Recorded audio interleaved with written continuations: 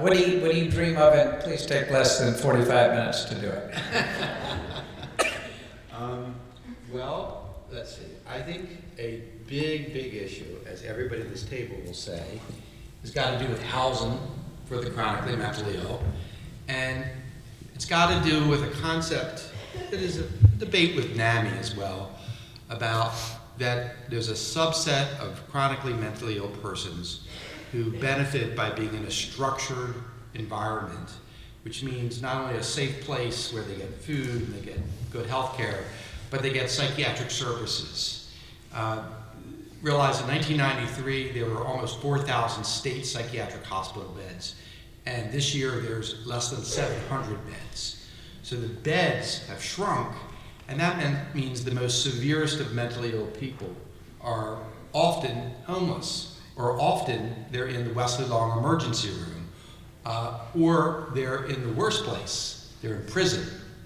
So, and the statistics show that the prison population in North Carolina has significantly increased with chronically mentally ill patients. So these are ill persons, not criminals, and they're being put in the wrong places.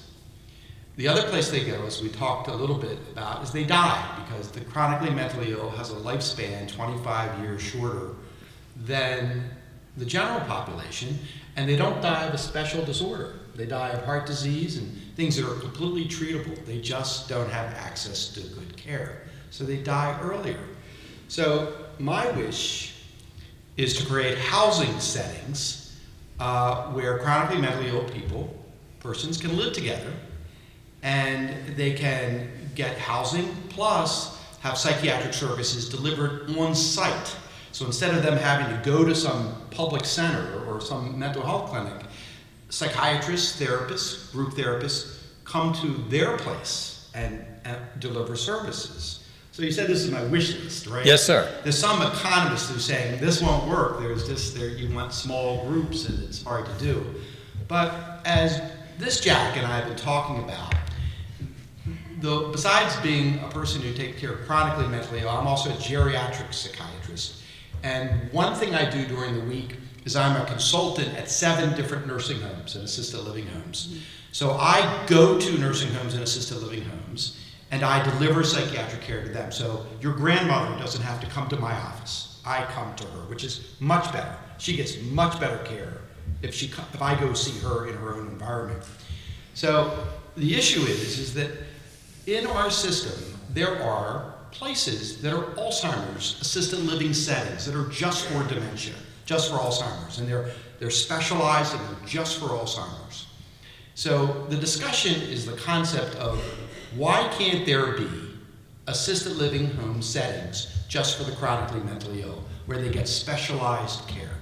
So my wish is to do that. That's what my wish is to imagine in Guilford County 3 or 4 settings with 15 people who are chronically mentally ill, and I guarantee you it would fill up like that.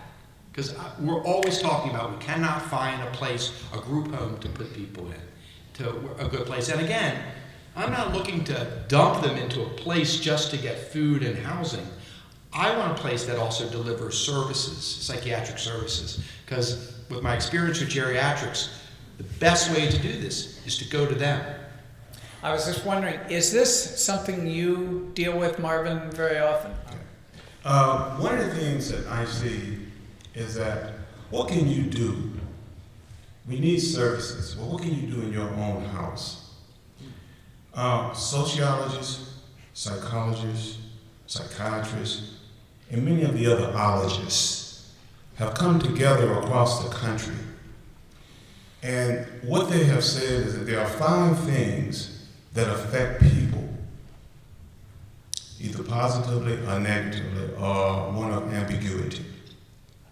That is what you eat. See, these are things that you can control yourself in your own house.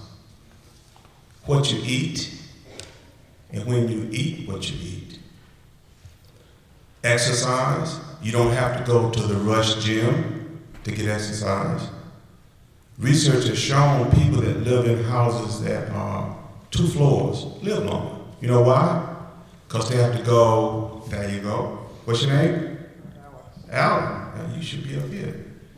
You have to go up to the bedroom or to the bathroom, got to go upstairs. So if mom can go one step at a time at her own pace, she'll live longer. That's exercise. Okay? So what you eat, when you eat what you eat, same domain. Exercise, sleep. Research says that people should get 8 hours a day. Listen, if you get 6 hours a day, that's analogous to getting 8 hours to someone else. You have to know how much sleep you need. More research is showing that people that are going into insane asylums have sleep disorders. Okay? Just check your review of LIT. That's 3. 4 things that you can control. The fourth one is a form of meditation. Now they've said meditation / prayer life. People that meditate. Every day of my life, I meditate. I take 15 minutes, 20 minutes, whatever. And however I define that meditation is good for me. Other people may fall asleep. Some people may read. Whatever, however, by definition, whatever meditation is for you, you need to do that. See, notice these are things that you can control yourself without going to therapy. You can be your own therapist. The 5th one, people that consistently and persistently complain. You ever notice people, when you're around with them for a certain length of time, they always talk about their problems, and then when you see them later on, you know what they're doing? Talking about the same problem. What research is saying is we all have problems, but to look for what? Solutions. Work backwards. Look at the whole research dealing with heuristics. Working backwards. Working back from your solutions and solve your problems. Now, the other thing is, the one thing that can solve most complex problems are simple solutions of things that you do every day. Those 5 areas you can do within the confines of your home. So if you can't go to therapy or counseling, these are things that you can control yourself within the framework of your own house with your family. We do this in our home right now. My wife is a witness. And we remind each other about this. So those are 5 things. Now, can someone just tell me what those 5 things are? What you eat? And, okay, exercise, sleep, and or prayer life. What's the other one? Stop complaining. Now, let me say this one last thing. There's really nothing wrong with complaining if you can change what you're doing. What we're finding is that when you're looking at mental illness, a lot of people complain about stuff that they can't do nothing about. I'm 5'9". I played sports in college. I said, maybe if I was 6 feet, I could have gone to the next level. I need to forget about that. I'm not going to go 4 or 5 more inches at my age now. Forget about that and move on to something else. Don't continue to fall for your weaknesses. Allow your weaknesses to become your what? Enhancements. Because the whole mental illness thing is about enhancements, healing, and growth.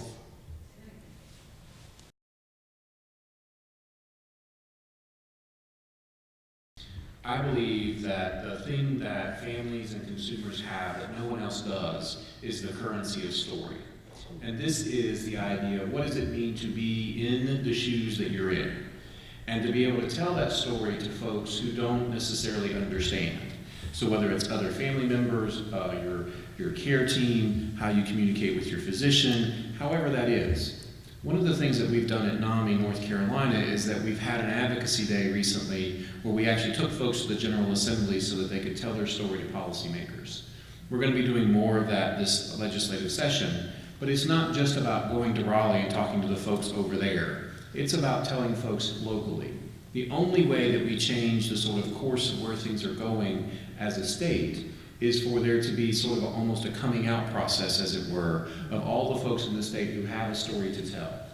So if you're a family member who struggles with how a particular diagnosis impacts your family financially, practically, socially, and so on, having people who really understand that, who are also in positions of authority, the mayor's office, for example, county commissioners, who actually do a lot of funding decisions locally, how the school system, for example, might deal with issues. And if you don't know how to do that, places like the Mental Health Association of Greensboro and NAMI Guilford and NAMI North Carolina are places that you can go, and we can help give you those kinds of tools.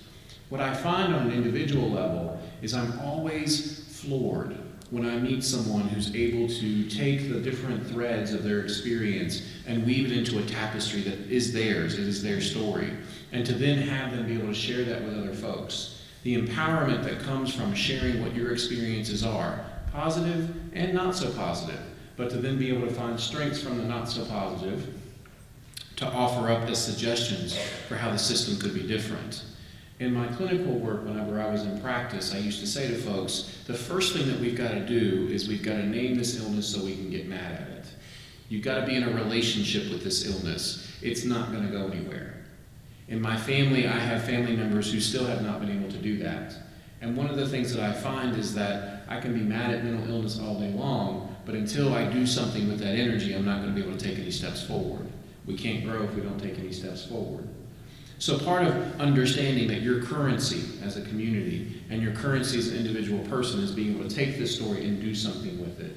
That's a really powerful step on an individual level that folks can do.